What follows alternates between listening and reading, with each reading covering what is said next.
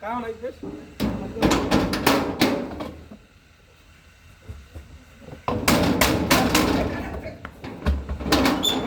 আমার সাথে ফাইজলাম হ্যাঁ আমার সাথে ফাইজলাম আমার ভাই যাচ্ছি হ্যাঁ পড়ে গেল একটা করে আজকে আচ্ছা ওই যে